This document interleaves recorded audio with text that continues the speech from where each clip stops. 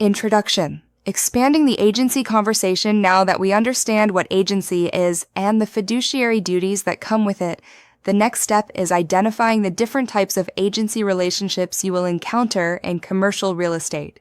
In real-world transactions, agency is not always straightforward. You may represent a landlord leasing a shopping center, a tenant negotiating space in that same center, or even both parties under certain circumstances. Each scenario carries different obligations, risks, and disclosure requirements. Under ACR 4-28-1101, your duty to your client remains consistent, but how that duty is applied depends on who you represent. Misunderstanding your role is one of the fastest ways to create liability, especially in commercial transactions where multiple parties and brokers are involved. Seller and landlord representation, controlling the asset. When representing a seller or landlord, your primary duty is to protect and promote their interests. This includes marketing the property, negotiating favorable terms, and ensuring that all material information that could impact the transaction is properly disclosed. In commercial real estate, this often involves more than just physical property details. You may be dealing with lease agreements, income streams, tenant stability, zoning compliance, and environmental considerations. For example, if you are listing a retail strip center and you know that a major tenant plans to vacate, failing to disclose that information could be considered a material omission. Under Hill v. Jones, 1986, material facts that are not readily observable must be disclosed, and this principle applies strongly in commercial transactions. Additionally, under ARES Section 32 to 2153, misrepresentation or concealment can lead to disciplinary action. Your role is not just to sell or lease the property, but to ensure that your client's position is protected while maintaining compliance with disclosure laws. Buyer and tenant representation, protecting the acquisition when representing a buyer or tenant. Your role shifts to helping your client acquire property or secure space under the best possible terms. This includes analyzing financial data, reviewing lease terms, identifying risks, and advising on negotiation strategies. In commercial transactions, this often involves reviewing net operating income, cap rates, common area and maintenance charges, and long-term lease obligations. A key fiduciary duty here is disclosure and reasonable care. If you are aware of information that could negatively impact your client's decision, you must communicate it. The case of Jennings v. Lee, 1969, reinforces that an agent must act in the best interest of the client and disclose relevant information, even if it could jeopardize the transaction. Additionally, under ACR 4-28-1101, you are required to deal fairly with all parties while still prioritizing your client.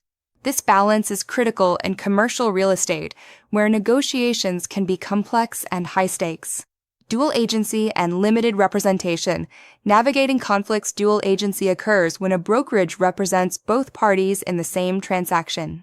In commercial real estate, this can happen more frequently than agents realize, especially in large firms or team environments. Arizona allows limited representation, but it must be disclosed and agreed to by both parties. When acting in a limited representation capacity, the agent's ability to provide full fiduciary services is restricted. For example, you cannot advocate fully for one party without potentially disadvantaging the other. This creates inherent conflicts of interest. Under ACR 4-28-1101, you must disclose any conflicts and obtain informed consent.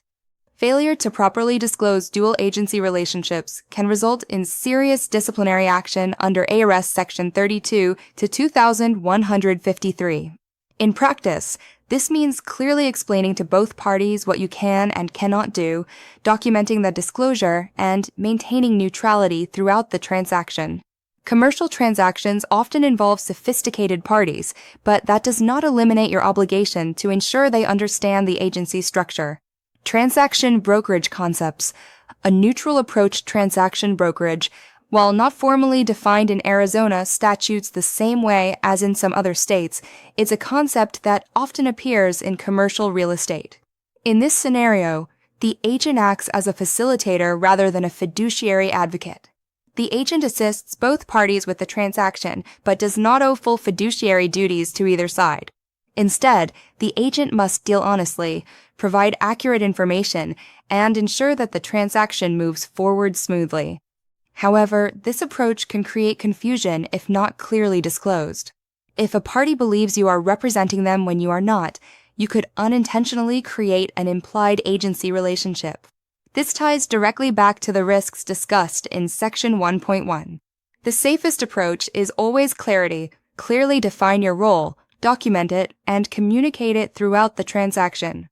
Broker supervision requirements under AC R 4-28-1103 emphasize the importance of having systems in place to ensure these relationships are properly disclosed and documented. Bringing it all together, choosing the right role, every commercial transaction requires you to make a decision about your role at the very beginning. Are you representing the landlord, the tenant, both, or neither? That decision will shape your duties, your communication, and your level of risk throughout the transaction. The key takeaway is that agency is not static. It is a deliberate choice that must be clearly defined and consistently applied. As we move into the next sections, you will see how these agency relationships directly impact disclosure obligations, compensation structures, and compliance requirements. Understanding the type of agency you are operating under is the first step in ensuring that every transaction you handle is both successful and compliant. Online discussion: what are the biggest risks associated with representing both parties in a commercial transaction? Answer: the biggest risks include conflicts of interest, inability to fully advocate for either party, and failure to properly disclose the limited representation, which can lead to disciplinary action and liability. Why is buyer or tenant representation especially important in commercial real estate? Answer: commercial transactions involve complex financial and contractual elements, and proper representation ensures that the client understands risks, negotiates effectively, and avoids costly mistakes. How can misunderstanding your agency role impact a transaction? Answer: misunderstanding your role can lead to breaches of fiduciary duty, failure to disclose, confusion between parties, and potential legal or disciplinary consequences.